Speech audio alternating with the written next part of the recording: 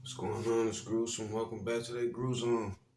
This video we gonna see what happened to Lil Wop 17 or whatever, see what they talking about.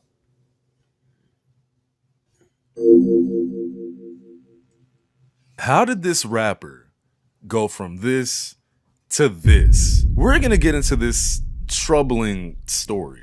What's up, y'all? So I used to listen to this artist a few years back, and his name was Lil Wop. And for a very long time, I thought that he was from Atlanta. But while doing a tiny bit of research for this video, I found out he's actually from Chicago, Illinois. You will soon see why I thought he was from Atlanta, though. So how he grew up and all that doesn't really matter because we need to get into the pipeline here. But a quick summary about Lil Wop is that he started rapping in 2016 after his little brother told him to come to Atlanta and try to better his music career. He was like, you know what, maybe I should come to Atlanta. I really fuck with Atlanta. So he's 29 right now. And doing the math, he would have been 19 or 20 when he moved. So he's at least a year or two out of high school at this point. Anyway, he moves to Atlanta, and in 2016, he drops this project, Wopster. Now, Wopster is a pretty good project. Like, I'm not finna sit here and lie. I don't know how to explain it, but I do remember seeing the cover for it on Spinrilla, and one day, I was just like, you know what? I'll listen. That was actually the day I discovered Trippie Redd, who actually became a pretty frequent collaborator of Lil Wop. If I'm not mistaken, I think they have quite a few, like, unreleased songs. And I think Lil Wop is on Trippie's album from... I don't even know. I'm not a big Trippie Redd fan. It doesn't matter. What does matter is that Lil Wop definitely gave off the vibe during this whole come up that he was a real, street dude. Like he wanted them. I mean, you would hear some of his songs from his tapes and, you would just think immediately like, oh, okay, this guy's probably, a YN, as y'all like to call him. At least that's what I thought when I first discovered him. Now, after rapping for only 2 years, he would sign to 1017, Gucci's label that is extremely cursed. Let me know if y'all want a video on that, because I will do it. But he signed, and his big homie Oso Rico kind of not really put that together. But Oso Rico was one of his earliest, collaborative partners. Now, apparently, they had a bit of a falling out because, I don't even remember. How was the friendship, man? Like, was you guys sliding on each other every day? Was you guys like just kicking it? Man, that was like you feel me? Okay. That was supposed to be my slime, man, my blood, my brother, you feel me? When did he start acting funny? Like, when did you notice that?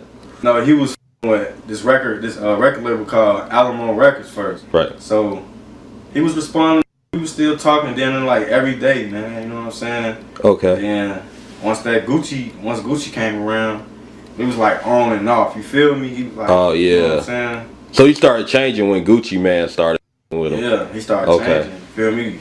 Once Gucci cut the check, I'm gonna fly you down here and all that. You know Okay. what I'm saying? Then I never hear from him again. Y'all know how niggas can be sometimes. The money changed him. He left me in the dust. He said he would bring me with him. All that shit.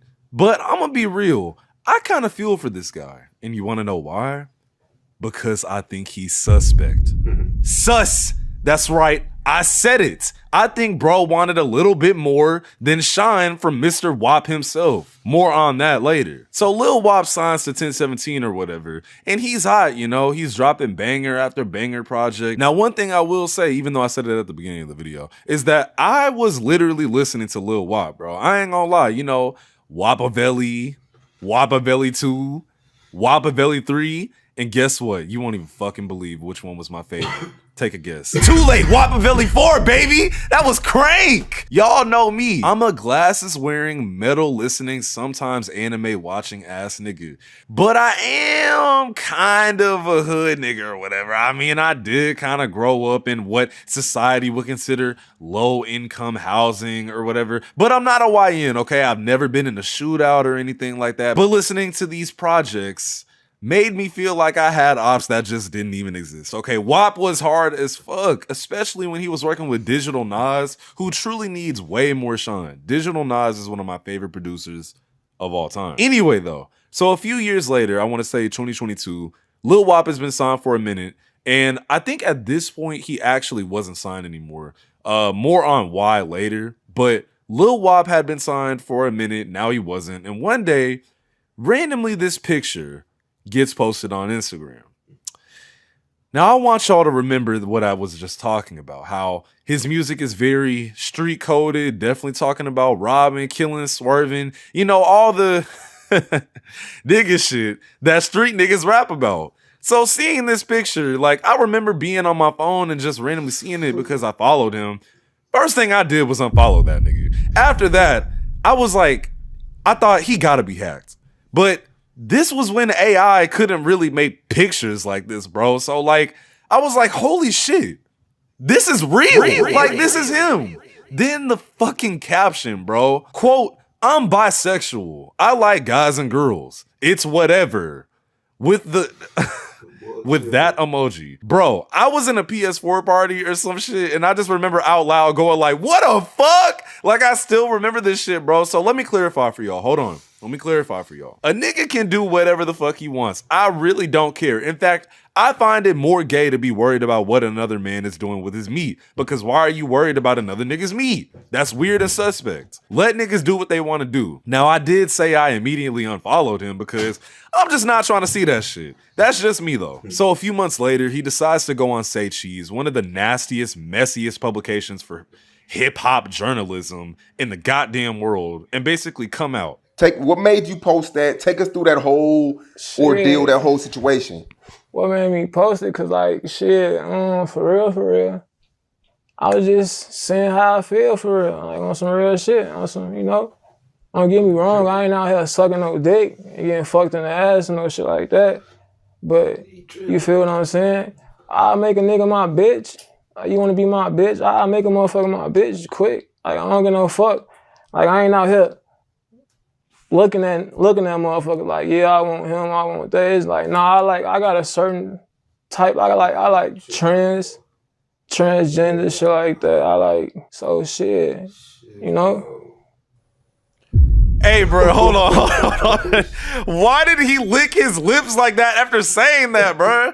Nigga started thinking and reminiscing. I still can't believe this is real, bro. My fault, y'all. So anyway, yeah, he comes out, and I'm gonna be real. A lot of people weren't super happy about this. It's not that everyone was like, oh, wow, Lil Wop, we hate you because you're suspect. It's more like people were just like shocked and honestly kind of over Lil Wop at that point. Now, I did say his projects were hard, but around this time, he wasn't signed anymore to 1017 because he actually had issues with Gucci Mane. And also, I do kind of just want to clarify, like, it never really got fully explained why he left 1017. Like, he did make a post saying, oh, I didn't get kicked or dropped, like I just left.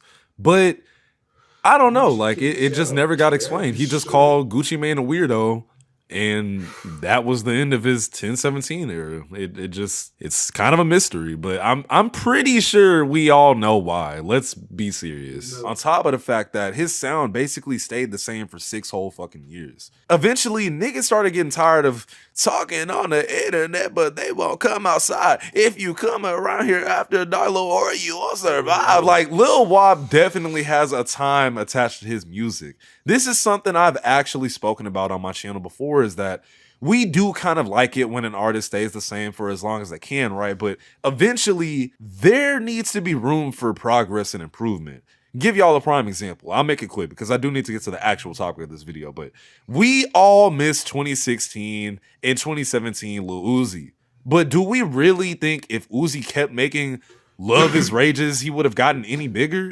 No. You have to improve as an artist. That's the funny part about hip hop, is we're always complaining, oh, I miss the old such and such. But if they kept rapping like that, you get sick of that shit. And with Lil Wop, niggas got sick of that shit. In turn, he basically fell off. Now, I remember reading the comments other than the hacked shit saying, oh, he's trying to revive his career by pulling this stunt, which at the time, nobody knew this was not a stunt. This was this was dead ass Lil Wop. And honestly, it only got deeper from here. Pause. So if y'all remember in this clip when he said he don't be trying to crack niggas, well, listen to this. At what age did you start to realize, though, that you were non-traditional and who you were attracted to? I mean, like I said, I've always been like an open-minded person. Mm-hmm. And it just took for me to actually experience it. I'm like, you feel me? Like, it was an experience, and I fuck with it. I had to just experience it. And, you know, I always... Oh, you thought that was it? Check this out. Yeah, it started off as him just being kind of suspect as fuck, but now he's fully on that end. Like, that's the most I can say without losing money. And I mean, like I said, bro can do him. I don't care. I still listen to his old music occasionally. Now it's just, I'm fully aware of the kind of nigga he is, so it just low-key don't really hit the same. I'm sorry, y'all. Let me get to the point of this video, though. So just about 3 years later, a video would surface of Lil Wop getting arrested. Prepare yourselves for public gooning. That's right. I said it. I'll say it again. Public gooning. Yep, this is our winner. Sit back down. Sit down. Sit back down. Sit back down. Which part do you want to sit down? I'm just doing my thing, bro. What is your problem, dude? I don't have a problem. You're up here masturbating. Your pants were down. No, I just saw you. Stop reaching for shit. I'll reach out for stuff, okay? Stop reaching for stuff. Without reaching for anything, you have an ID on you. I said without reaching for anything, do you have an ID on you? You really need to start paying attention. For sure. No, seriously, for sure. I got you. No, you don't. I got your license. Come back, you know.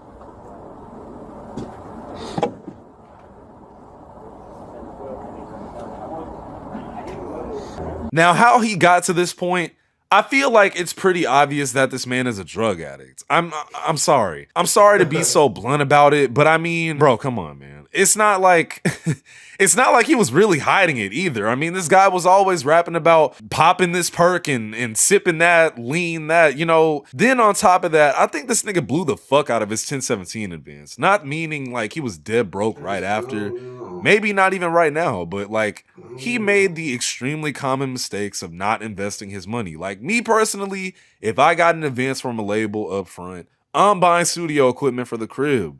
But sometimes when you get a lot of money really quickly, you don't really know what to do with it. I mean, correct me if I'm wrong, but I feel like Lil Wop with the Wop went down the wrong path. Now, I do need to clarify again, there's nothing wrong with what he chooses to do in his spare time as far as being, you know, Wapiana. But the gooning in public shows me the old Wop we all knew that seemed to be a soul snatcher. Well, he probably is a soul snatcher, just in a different way. I don't know, man. I mean, I hope the dude genuinely gets some help. It seems like he is down terrible. And I mean, look at this picture. Like, looking at this guy, you can tell, like, he's really thinking about everything. I mean, he doesn't even look the same. It's sad. Anyway, I'm UVXCX. Stay off them drugs. Later. Swear like Vogue, young L tryna crack the code. And I'm about to fuck your bitch in this road. I'm in a fast I would run. I don't know what y'all think about that in the comments. Go ahead, like the video right now, and subscribe if you're new here. That boy tripping for sure.